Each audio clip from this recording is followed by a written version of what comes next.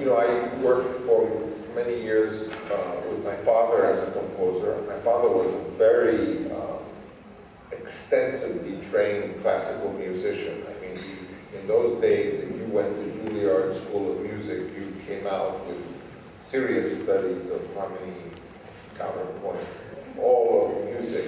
And of course, in our modern music, very often a very talented person, you know, can write beautiful music, but works with arrangers and orchestrators. It doesn't have that depth of musical education.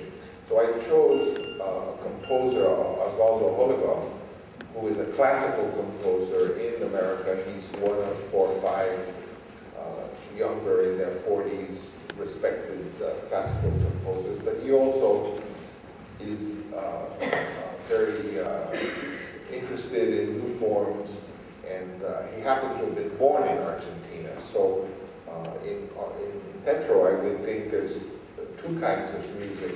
There's the more folkloric music, which is, you know, accordion, guitar, bass, that is meant to express the life of la polka. Not tango, because there's no music in Petro that you would feel like they would dance tango to, but these are all forms of authentic Argentine folk music, of which tango and tango singing is one.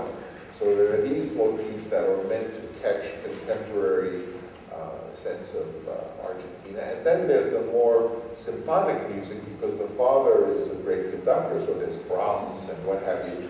And specifically, where you have the ballet, there's what we call fake classical music, what my father used to call the Gregory Peck concerto, which I'll explain after she translates if you like. But so the composer had to bridge this more folkloric Argentine, so you feel you're in Argentina, but not tango, because it's not a touristic view of Argentina. And then you had the more classical forms with symphonic orchestra and more developed symphonic expression in the latter